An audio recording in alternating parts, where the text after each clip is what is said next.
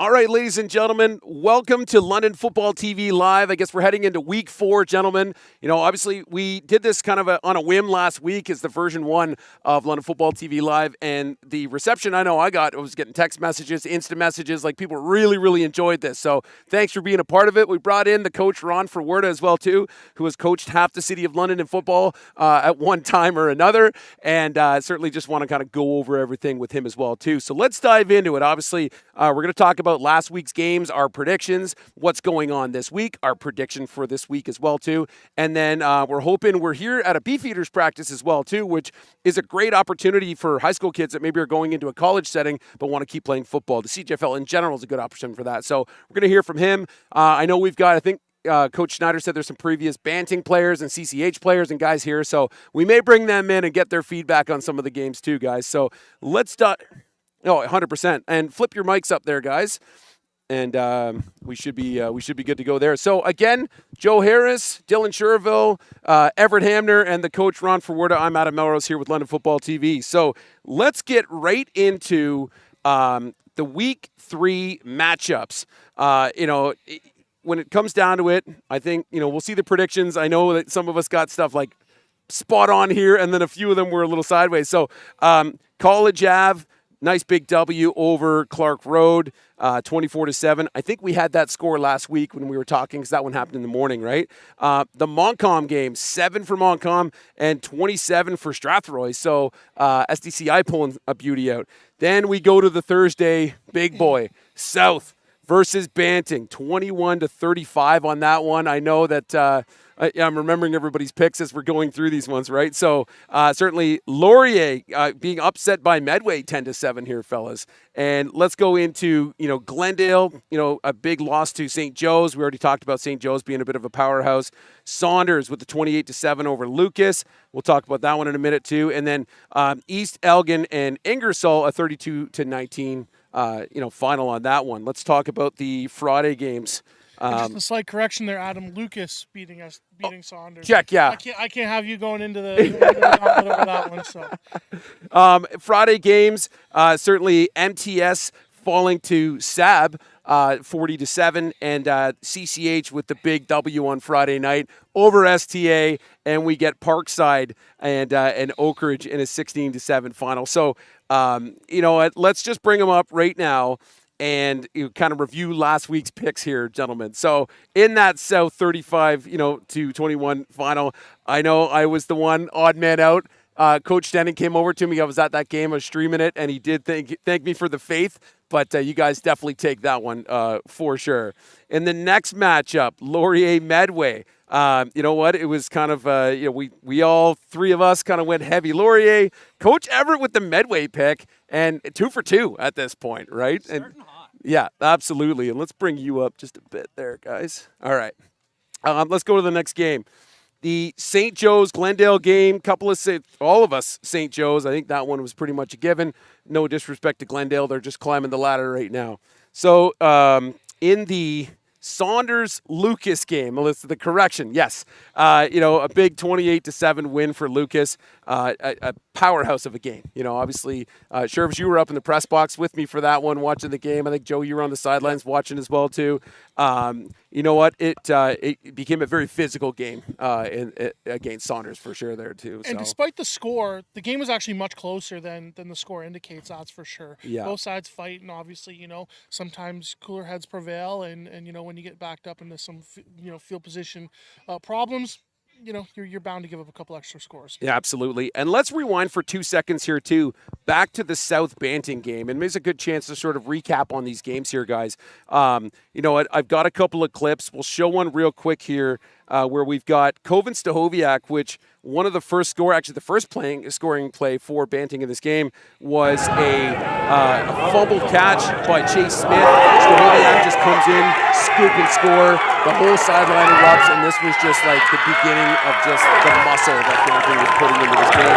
But later on in the game, we get Andre Thompson finding a familiar target from the summer in Dylan Fulton. Beautiful throw downfield, just Andre with that effortless throw and points on the board. So a 35 to 21 game, but it was definitely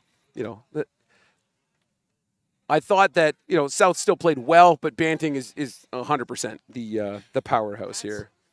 Hats off to South in that game, battling back. That Banting built up a pretty healthy lead.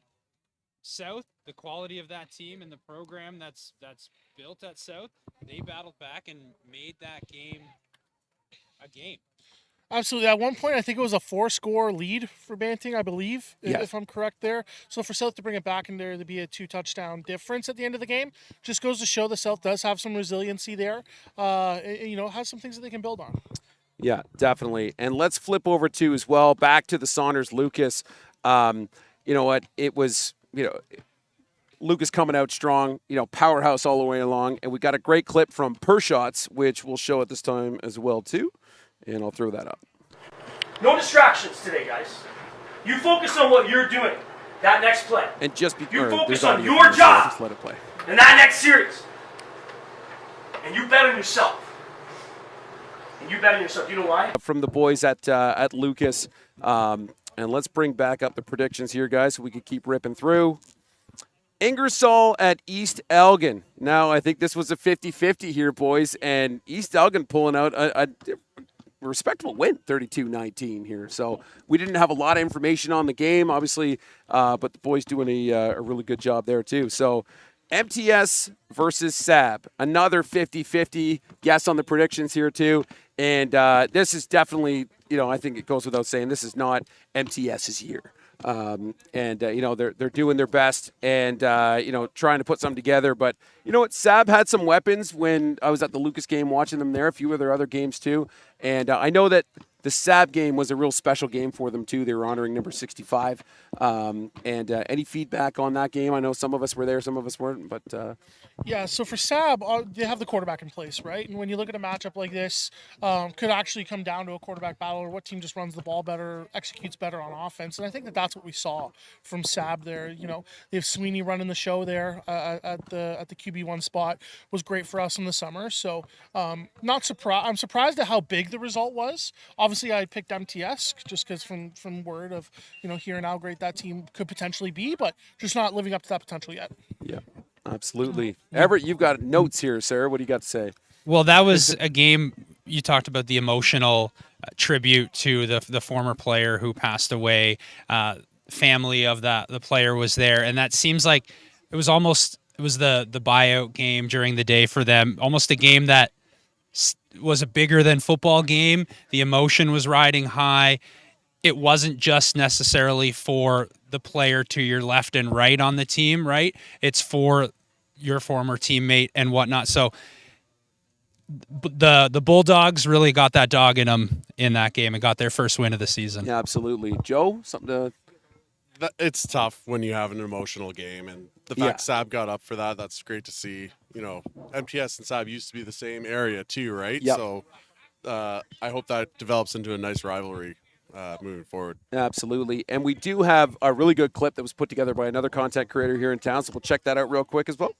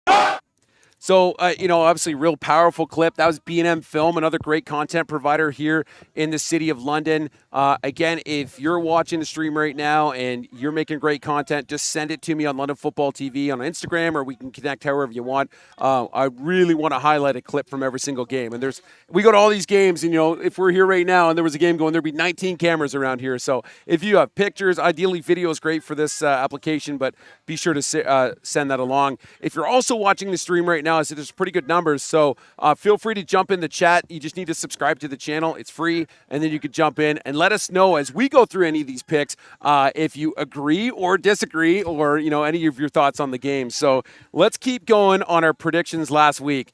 STA, CCH with the 38-7 dub at Kennedy. And yes, we do have a couple of CCH guys here, so their inner crusader is just bubbling up right now. So why don't we start with you, Everett? You were at the game. Fill us in your thoughts and your notes on the game.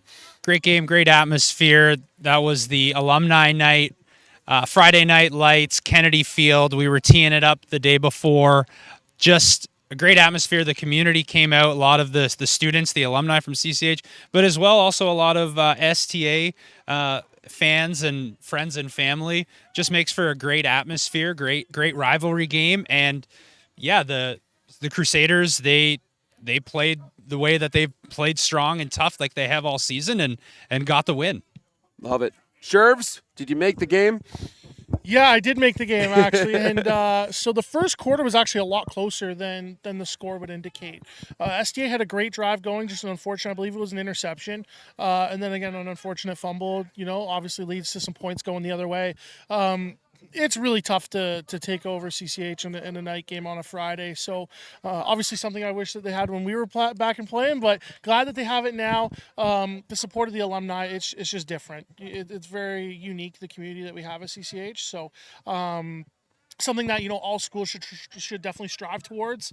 You'll notice that you get a lot more support at games, and a lot more support for the program. So continue to strive, build that alumni group through your community. If you're a player that's just graduated, try to build that in your own community. Right, so continue to do your best, and it's great to be part of it. So. Perfect. Now, Coach Joe, again, you The lone flame. The lone flame, Yeah. right? Yeah. Was a little extinguished that night, but hey, you got to stick up for your boys, right? So your thoughts on that? So Adam, I'm sure you can appreciate this. As a community school, sometimes you don't have the size walk in the front door in grade 9. Yeah. And I would take the lineman at STA as the best in the city, pound for pound.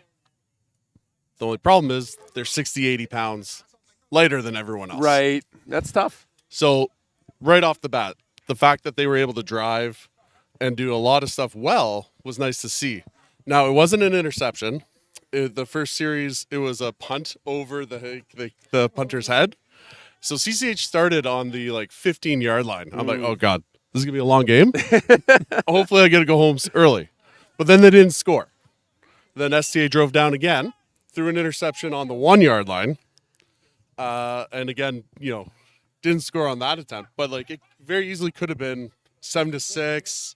I think we've all coached high school kids. If it goes bad for them, they kind of turn it off, and it got ugly there towards the end, right? Cheater Field or Kennedy Field is a tough place to play, especially for punters. So I felt bad for that kid, and I think he's only going to get better after that performance. Absolutely. We call that a home field advantage. There you go. The CCH is a brewing right now. I like it. So Jackson Gower Photography, another great content provider in the city, put a really cool clip together. We're going to flip to that real quick, and then we'll pick up on another one of last week's predictions. Again, I unfortunately was out of town, but you guys caught it live in action. Looks like an unreal game. Jackson Gower did a great job capturing that moment. I met him actually last week for the first time at the Lucas and Saunders game. And like I said, no shortage of big, long lenses on every field these days. And I think at Christmas time, it'll be another busy year for camera shops. So great job there. So let's move on to Oak Ridge Parkside, where we all said Oak Ridge on this one. And Everett, this might be your only L in the column here, dude, for picks. So you win for the most correct picks this week for sure. But Parkside pulling one out. It was that was a night game, right? Oak Ridge Home at game for Parkside. them, yeah. Yeah, again, you get that home game, a home field, and they do it up nice there in Parkside. It's a good field. They've got lights. Lucky them, and are able to, or proper lights, not the gas-powered ones where all you can smell is diesel for 2 hours, right? So it's good. So okay, so that's last week's predictions, and so we'll flip into the current standings then at the moment. So in the Cercelli, unless anybody has any final thoughts on predictions last week. I wanted to make an appeal to CCH alumni, actually. Please donate money so Alex can get working lights for your night games. It was very sad, the lights going out in the first quarter. Oh, they went out? Oh, no. So, like the city ones that they rent and bring in? Oh, jeez. They run out of gas? Oh, okay, yeah. Well, we played a couple years ago, we did those Thursday and Friday night games at JP2. And the one night on a Thursday, the middle light was out. So it was just this big U-shaped, dark, it was bad. That's exactly what happened. Okay, well, fantastic. So let's talk Cercelli division heading in, week 4. Banting still at that 3-0. 124-38 against is not terrible. Right? They're doing well. CCH behind them, 3-0. Right, followed by South, Oak Ridge at the 1-2, Parkside at 1-2, and STA unfortunately in the 0-3 side of things. Thoughts or comments on the standings, fellas? So London high school football is and continues to be a line-dominated league. Mm-hmm. No surprise. The teams with the best linemen are at the top of this division, and they're at the top of the other divisions too. One point about the Oak Ridge Parkside STA situation there. The Parkside STA game is now a playoff game, essentially. Because the winner of it will go to the playoffs. As the 4 seed. Yeah. And the crossover come the playoffs. Yeah, so that becomes a fun. And then I guess they'd play Lucas or yeah, Lucas is. Well, you'll get to it. I guess, for sure. Well, let's go. Sorry, we're looking at the division. Obviously, a few teams towards the bottom of the standings are a little bit banged up, so it'll be interesting to see how those teams respond. It'll be really interesting with that to also see what teams kind of poke their head up as a challenger to Banting and CCH and see who can really contend from this division. Absolutely, Everett. While the lines are strong for a lot of these teams at the top of the division, also the quarterback position. Banting's quarterback, CCH's quarterback, South's quarterback, all top-tier quarterbacks in the city. A lot of them play both ways. Jed's the exception, only plays on offense, but just shows the talent at the quarterback position leading these teams, being protected by good O-lines, for sure. Yeah, absolutely. Now, Ron, you've been in this city for a few moons. A few years, right? yes. Let's talk about the Cercelli division right now. Yeah. And, you're the historian on a lot of this, so with all due respect. Is this, historically what you've seen in the past, or, what's your opinion on this division? No, right historically, your 1-2 usually is Catholic Central South. Oak Ridge has been very, very good for a number of years. I think they're going through a transition from that junior to senior, heavy grade 11 type of team. The surprise here is Banting. Not that they haven't been good, but when you lose a kid who is really your emotional leader in Nick Seibold, and he graduates out of the program, how does that leadership come up? How does that leadership get redistributed? And what you're seeing with these teams is the next man up mentality, but especially in the leadership role. I know you guys were talking about offensive line play, and I know we were talking about quarterback play. Last time I checked, London is still a primary running back central league. And the teams with the best running backs, those are the teams at the top of the division, in my opinion. That's my 2 cents on that.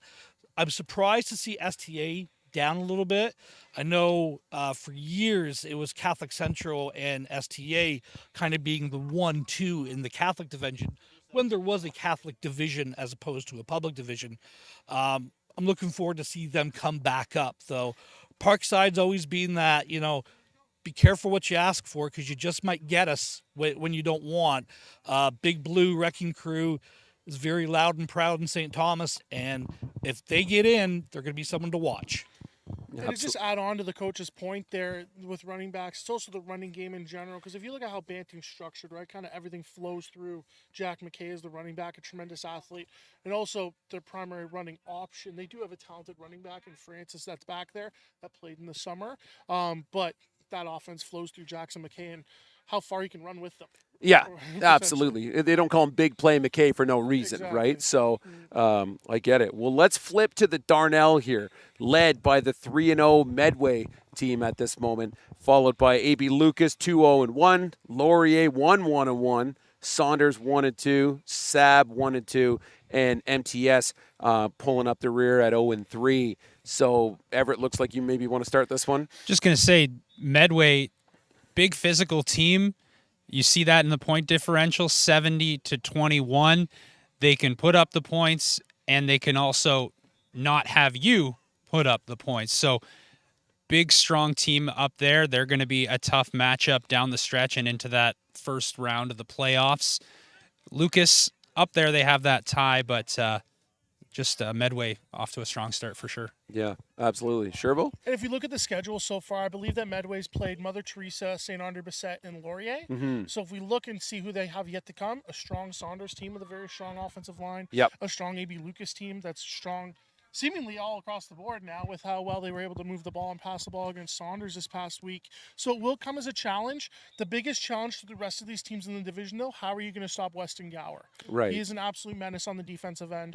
And he's also a pretty proficient ball carrier. They try to get him the ball. Man, they're throwing him the ball, Right, which yeah. blew my mind seeing Weston Gower catching footballs, right? Yeah. Like that was next level when I was watching some of the highlights on that.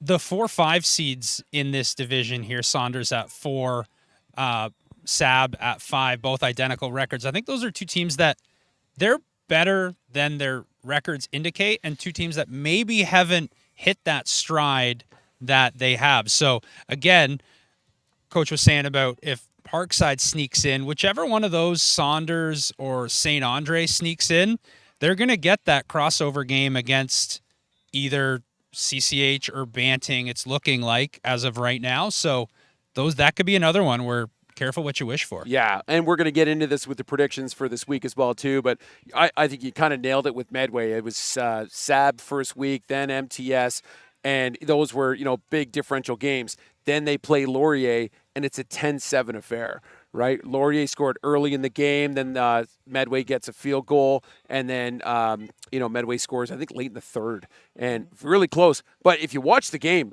both teams were marching. They just couldn't finish. So I think Medway has a very difficult week 4 and a very difficult week 5.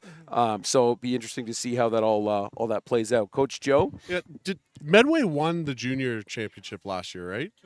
2 years ago. So, those kids are now all seniors. I love it. Like Nebraska in the 90s showing up, and their offense kind of looks the same unless it changed drastically this year. I'm not sure. I'd love to see a game this week or next week if I'm back in time. But, this is why London football is the best. Like, any team in the top 3 spots there, I would take in an OFSA Bowl any year. Yeah. Well, Any 6 of them. to your OFSA Bowl point, in the city, there's 6 programs that have won Western Bowl titles. Different ones, yeah. I don't know that there's not many cities, hardly any in the province, that could probably say that. Usually, most cities have, your 1-2 programs who always seem to battle it out, where London, in the last number of years, as you say, 6 different schools have made it all the way and won that title. So Yeah, absolutely. Let's send it over to Ron. Yeah, and just one thing to add to the 6 different teams. Not only that, there's 5 teams ranked in Ontario in the top 25 from London. They should all be higher, too. They all should be I higher. would agree. All of them. When Laurier is your 5th team, and I think they're ranked, I think they're ranked like 26 or 27 Yeah. or something like that. That's Laurier. That's 2 years ago. These guys won the province, and Easily, too. and it was because they were so talented. Last time I checked, DJ Fonte is still playing quarterback there, so they're going to be they're going to be a dangerous team. But that just tells you the depth. Last year Medway was primarily that grade 11 team. Now they're grade 12 team. that next team up, who's the next one going to be. Don't recall a time where London football has been as deep as it has been in decades. For decades, it was Beale and CCH, and then Clark Road was the powerhouse in there, and then Lucas was the power. It always seemed to shift from one to another. The constant was Catholic Central. Now, Catholic Central is very, very good, and I'm not taking anything away from CCH, but it's good to see that you've got the Medways in there. Lucas is back. There's a couple teams south of the city that are pretty good in their regions and in their divisions that I think that football is alive and well, and it's only going to get better. Yeah. Yeah, absolutely. And, it's interesting with a lot of these, Instagram ranking pages and things like that. A lot of them are ran out of very east of here. And Glenn Mills, our good buddy from Essex, said the best thing I saw on the internet all summer was games are not won on Instagram, right? Because guys would just be getting fuming in the comments. But they're doing that to get a rise out of people. No different than right now. You got anything to say, throw it in the comments. But I love that. I saw Millsy put that up there, and it was so true. But you're right. If you look at it, I think South is 12. Lucas was 13, 14 on that same list. And then Laurier, you had to flip to page 5 to find it. But Cora and all the East teams are all, 1 to 10, right? So, yeah, kind of interesting there. Why don't we keep flipping here on the divisions here, guys? And we can go over the Walzac, Strathroy at 3-0, Clark Road 1-2, and Montcalm at the 0-3. I think we kind of looked at that last week. No real surprises there. Any comments, gentlemen? No, just I know Montcalm, one of their recent games, just a shout out to the program. They allowed Beale to play with all their grade 11 students just so that the game could still happen. Nice. So just kind of keeping the spirit of football alive. I don't know the full circumstances as to why, but just again, hats off to be able to, keep the games on the field. Nice. So let's flip to Williamson. St. Joe's, like we said, bit of a powerhouse, right? At 3-0. East Duggan 2-1 after week 3. College Ave at 2-1. Ingersoll 1-2, and then Glendale rounding that one off at 0-3. So no real surprises there. I think there was one game in here that kind of surprised. I think it was the East Duggan, or the one. Oh no, we all got wrong. Was it the Ingersoll game? Or was it East Duggan? We were 50-50 on it. Moving on. Yeah. So no real changes there. So let's flip back to week 4. And you know what? We do have Coach Snyder in the wings, who's just patiently waiting, who we could probably squeeze in. We got room for 6. So let's go through the matchups. Now, this Clark Road game and Montcalm already happened today. I think, Coach Snyder, you might have actually heard a score on this one. I was actually at the game, yeah. It was Okay. Clark Road won pretty convincingly, and I've had a chance to see Clark Road play probably 4 games this year because they got a couple of future beefs, and their team, they throw the ball pretty well, and they sling it around, and they got some size there, and I think they might be, right now, from what I've seen, probably the team to beat in that second tier, just based on their size, and they're getting better every week. Montcalm, I think they're a pretty young program, but they're definitely improved. They've improved. I don't know if a team's gotten better more than Montcalm from what I saw the first week to what I've seen today. Completely different program. Still a lot of weeks to go, but definitely looking like they're getting coached. All right, so let's flip to the Wednesday games, being that Friday's a PA day for the school board, everything being pushed Wednesday, Thursday. It's weird having even a Tuesday game or a Wednesday game, but let's get going here, gentlemen. The 1-2 Sab Bulldogs taking on Saunders, also 1-2 right now. We'll start at this end. Joe, your thoughts? Sure. So I was at the Lucas Saunders game last week, and what I saw out of Saunders was night and day versus last year. I think their trajectory is just straight up from here. I think Saunders wins that one pretty handedly. Okay, again, I see you guys jumping in the comments right now. Put your predictions in. Shervs, Sab, Saunders. Who are you going with? I got to go with Saunders. Again, now one thing to note, I believe Saunders' best offensive and defensive lineman, Dylan Fauner, is actually missing this game. Just Okay. due to some extracurriculars that happened during the Lucas game. A few of them, yeah. Yeah, more than a few. So that is something that will affect Saunders moving forward. Also, key defensive injury, Simon Hunt, I believe, dislocated his shoulder. So Right. 2 impactful players on their defense, as well as 1 on the offensive line. So this game could be closer than what we think it's going to be, but I'm still taking Saunders in that matchup. Everett? I'm going with Sab in this one. They're coming off of their first win of the season, an emotional win at home. Going into, again, Saunders, it's going to be a good matchup, but I just think that the Bulldogs have found their bite, and I think in this week they're going to be barking up the right tree in Saunders. Hand the mic to Snides. Snides, your thoughts on the Sab Saunders? Yeah. A game of two future Beefeaters quarterbacks, I hope. Sweeney and Big Play Nate. I've seen them both play a bunch. I don't want to pick, but if I have to, I think Sab might have the advantage here just based on the emotional factor. Okay, Ron? I'm going to go with the emotional ride ends at the end of last week, and I'm going to go with Saunders, who I just think have more flash and more sizzle in the pan. Gotcha. I'm going Saunders 100% on this one, too. Ian LaLiberty is all you need to know, right? I love them, and I think they're going to do great in this one. Looking at the chat right now, Coven's going with us here. We got Roll Sabres, Malik Madawi, and Inspector Gadget. That's got nothing to do with this. So, okay, here we go.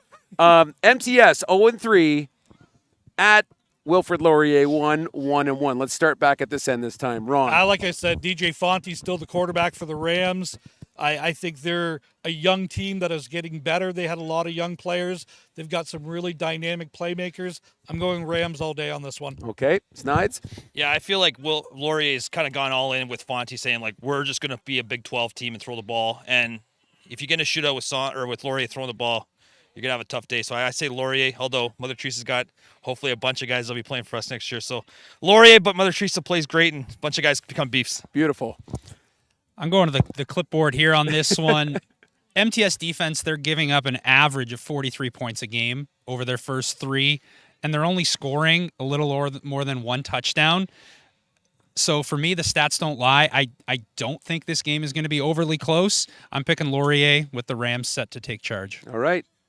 Yeah, I echo that as well. I don't think this game is going to be very close based off of the past results that we've seen from MTS. I think they need a few more weeks to kind of percolate and get some momentum going for them. And again, as the coach said, DJ Fonte's the quarterback there, and he's going to lead that team to victory. Absolutely. Joe? Echoing what everyone else is saying, I think it's a payback game for Laurier. Get back in the W column. Pending any extracurriculars, as apparently we're calling it, Laurier is going to take it quite handedly, I think. Absolutely. I'm with you there. So I think we're unanimous on this one. Let's flip to the 2-0-1 AB Lucas Vikings taking on the 3-0 Medway Cowboys. We'll start back here with you this time, Joe. Okay. I think this could be really good. I think Lucas runs a great offense, and they're huge. I think they're huge up front.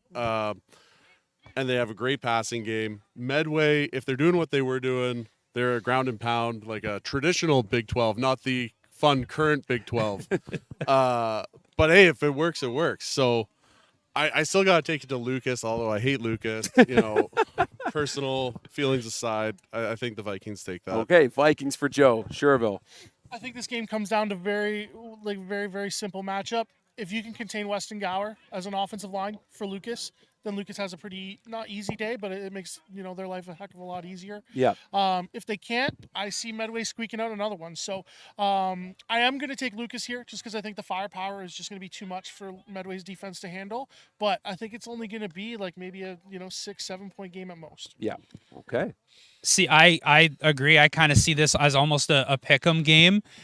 And in that, I think it's going to be a tight physical matchup. Medway and CCH are tied for allowing the fewest points all season. So I'm going with defense in a close game, and I'm going to pick Medway. Okay. Well, I haven't seen either of these teams play yet this year, but this crazy thing happens in London around middle of October where it gets real cold, real wet, and real windy. And so usually if you can run off tackle in that weather, you're going to be pretty good in London. And I think right now Lucas is kind of building around that. They got the running back there, Bordeaux, that's pretty good.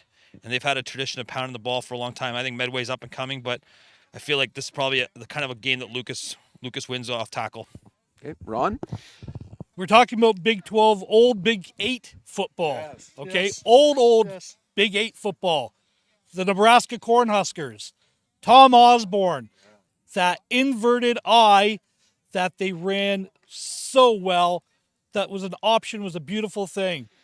I'm taking the guys that look and dress like the Huskers. I'm taking Medway Woo-wee. in a close game.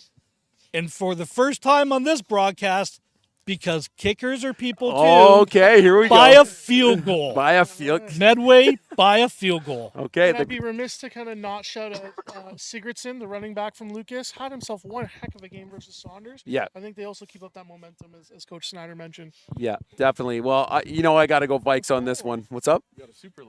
We got a super thanks from somebody. Well, thank you, Giannis Absolentin. And what do we got? Madawi coming in here saying 4-0 incoming Medway. So great job, Madawi. Way to join us. So, okay, let's flip then. Oak Ridge 1-2 at South, also 1-2 right now. I'll start with this one. I went for them last week. I'm staying true to my boys at South. I'm taking the W for South on this one. Joe? South's record doesn't reflect how talented they are. Like we've already said, like London football is so good, you're gonna get some losses. I'm sorry for Oak Ridge, but I think South has to make a statement on is that Thursday or Wednesday? This is Wednesday games Wednesday. tomorrow. Okay, I can go to that. So yeah. Yeah, all 2:15 games tomorrow. So you either need to clone yourself or I'll probably be streaming the Lucas game if Right, that there we helps. So go. there you go. Make sure to check it out, London Football TV tomorrow with the stream. As much as I'd like to pick Oak Ridge and support my fellow coach Zach Marcus over there at Oak Ridge, he, obviously getting some inside information. They're really decimated on the offensive and defensive lines there, and that's what wins games in London, Ontario, right? So, got to pick South. Gonna pick them by a little bit, but I would not say that this is gonna be a blowout. I think it might actually be pretty close. Okay, Everett. I'm going with South in this one. Defending offset champs. Yet this game is at home. They've only had one home game, but they've yet to win at home. Coming off of a loss, I think it's a statement game for them. They want to get on that winning foot into the second half of the season. I'm going with South. Lions going to roar back. Okay, Coach Schneider, having been on that South sideline at one point. One thing about South is you don't want to catch them after a loss because you're not going to see the same South team as the week before. I know those guys. I know that nobody's probably prepared harder this week than them.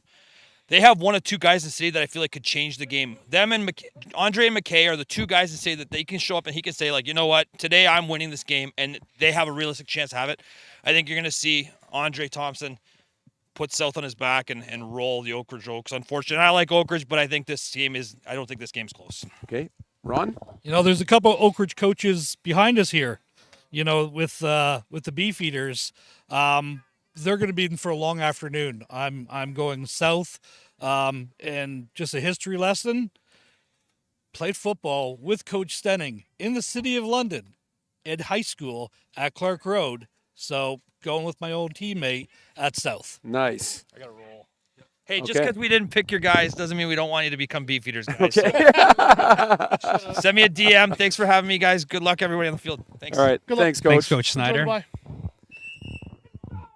All right, so we'll let him run. We'll let Coach Schneider run back. I know I could tell he was itching because I saw his schedule, and we're glad we got him in. We may still get him over at some point, but if not, we'll get him another time. So let's flip to the Thursday games here. Okay, here we go. 1-2 Parkside at STA 0-3. Ron, let's start with you. Parkside is a team that is getting better and better and better as the weeks go on. I think you're going to see them come away with a very, very hard-fought, close win, but I am taking the Stamps in this game. Okay, Parkside. I'm going to go with Parkside in this one. Parkside, they against a winless STA team who are coming off of a big loss against CCH, was it, Joe? Sorry? I don't know. Yes. So again, I think Parkside wins this one. I think it is close. Parkside wins. It might not be a stampede, but I think it will definitely be at least a gallop to victory. Okay. Well, we look at the matchup, right? Parkside does still have a pretty strong offensive and defensive line, so that's where my vote's going. Again, I think the game's going to be super close because, as Coach mentioned, kickers are definitely people too. I think this one's maybe won by a field goal or two. Okay. Mr. Joe. So this is a tough one because I want to go with both of these games, but I can't, obviously. I am going to take STA. I'm biased, obviously, but if STA doesn't win, season's over. Then they got to play Banting at home, and that's tough. If you want to keep playing, got to beat Parkside. If it's hard to get across to high school kids, but if they buy into that, it could be a really good game. If not, Parkside plays really good football, so.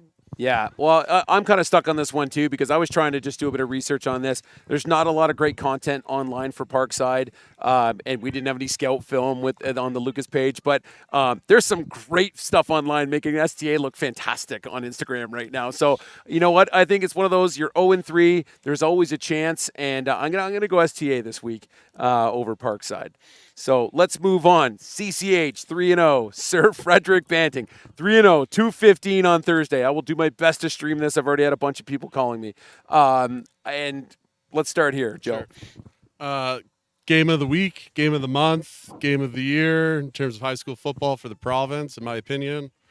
Both teams have two large Italian men coaching the offensive line. They do a good job, which helps the running backs look great and keep their jerseys nice and clean, and the quarterbacks can throw the ball once in a while.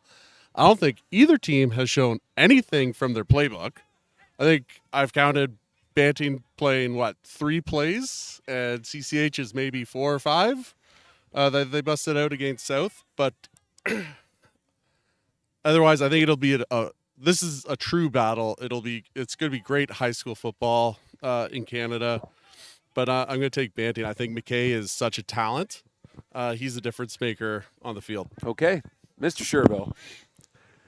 Having some bias in this matchup, this definitely has some feeling of all the way back into 2010 when you look at the CCH kind of STA matchup. STA having Brett Weir, like I mentioned previously last week, very talented, and this Banting team feels really similar, right? They have the elite athlete at quarterback. They have a strong offensive line. They have an amazing receiver.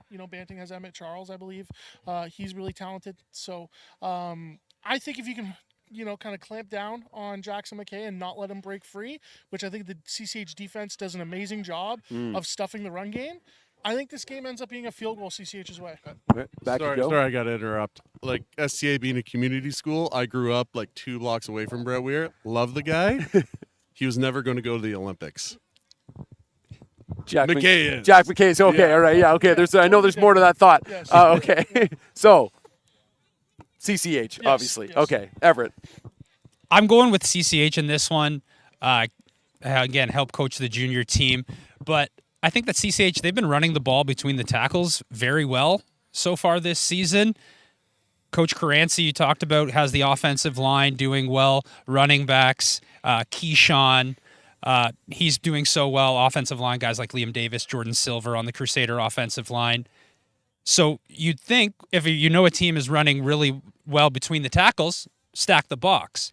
Although CCH, they've been throwing the ball extremely well this year. So that poses that dual threat that Banting has to account for. Okay, do we want to stack the box, try and have them beat us in the air, or do we want to drop back? And do we like our defense against the pass? So I think that dynamic is something that maybe Banting's defense hasn't seen yet.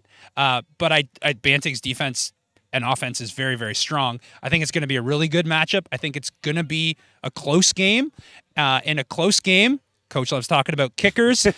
CCH's kicker, Oscar, has one of the I would put his leg against anybody in the province. That is OUA level talent kicking, both field goal and punting. Pay attention, all right? And so if it's a close game and it needs to come down to a kick or you need to pin them deep with a punt, I'm taking Oscar. I'm taking the Crusaders. They're going to buck the Broncos. Okay, Ron.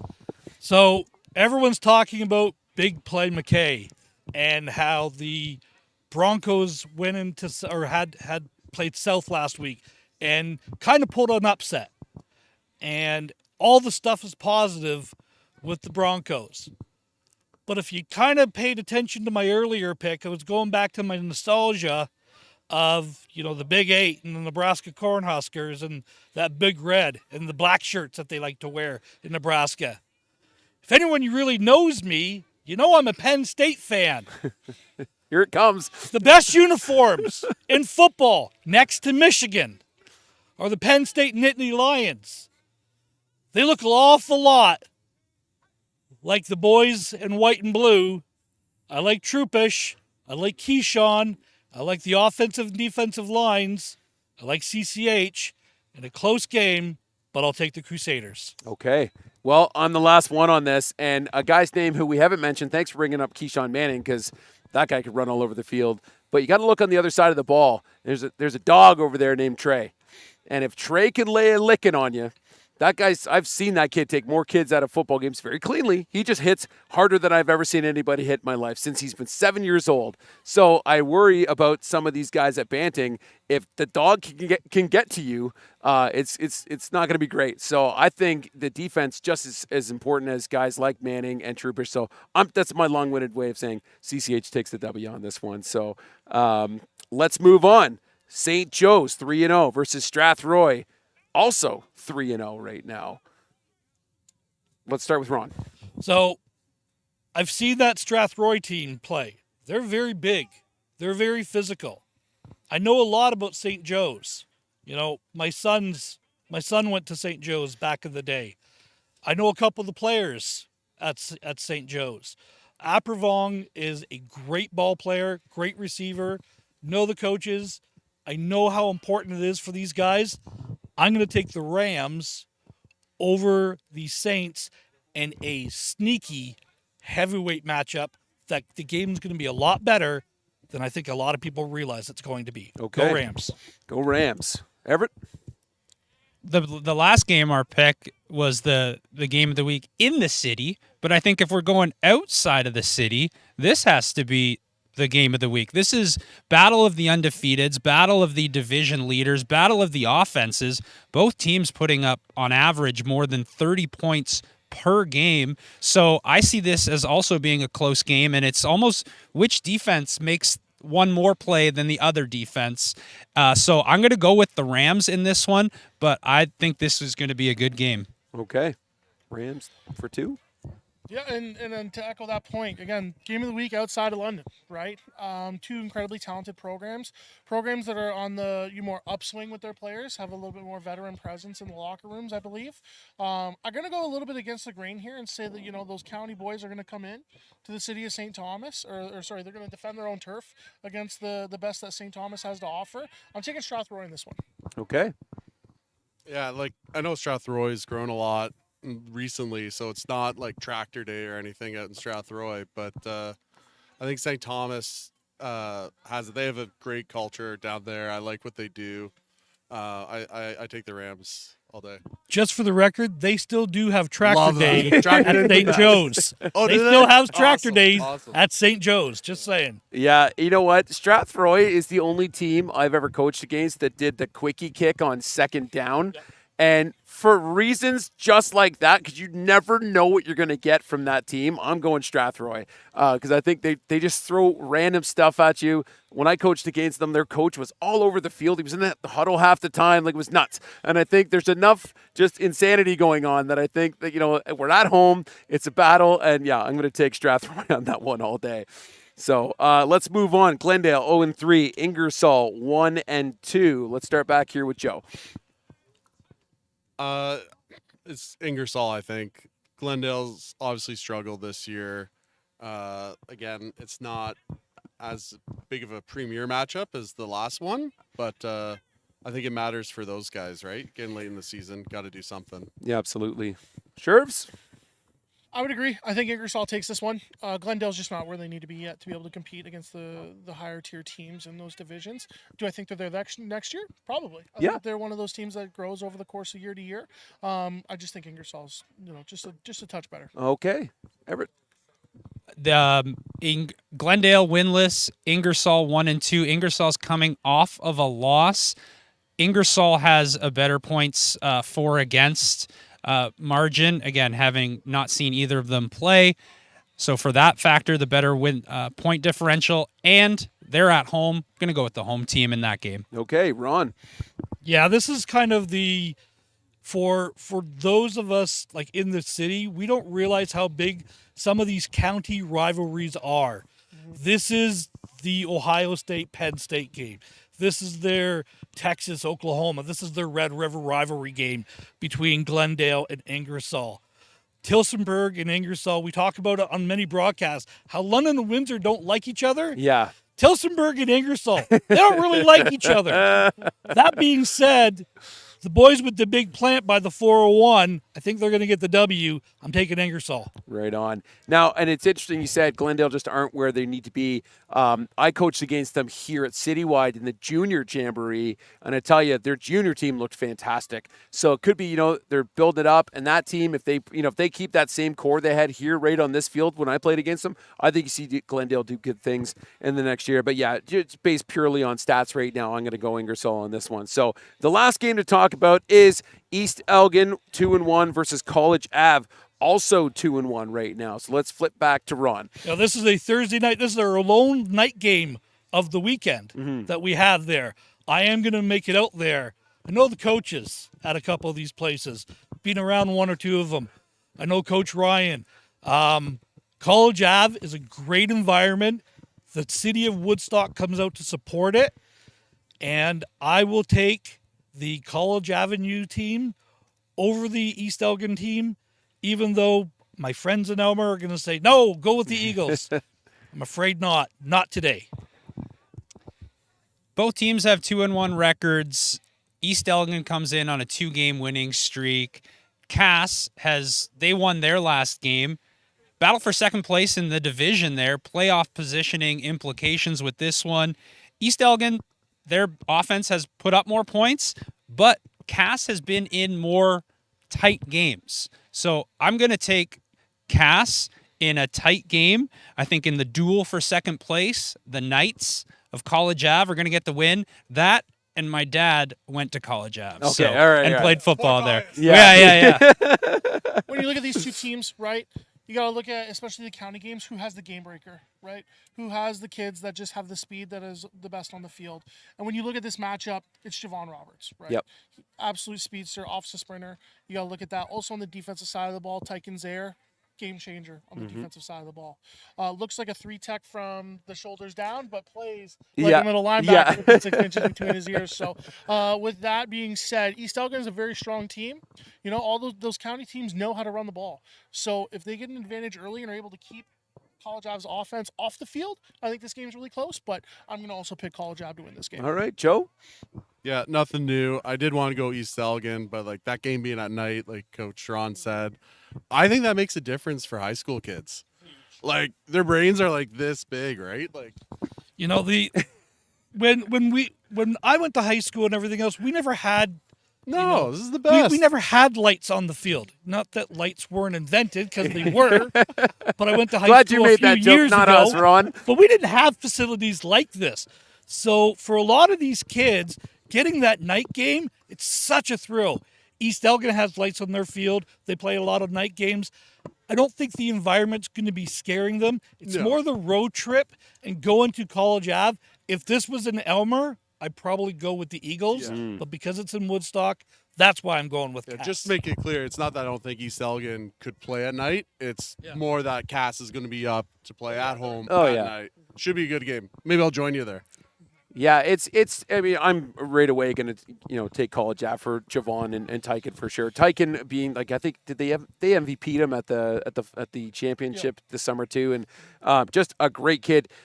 Here's a kid who now he ended up working it out, but lives way out east of the city, and we practice at Western, and was paying for Ubers to get to practice because his parents were too busy. They work on a farm and everything, and this was he wants to play so bad, he was digging into his pocket to get to the city, and we all found out about this, so we started arranging rides for him. But and I think to the point of the night games, there's more people here. When we were allowed to do the night games here at Citywide, the last Laurier game that I was here for, there were easily 3,000 people in the space we're in right now, all the way down across the end zone. There were just bodies like a rock concert, deep onto the NFL field over here.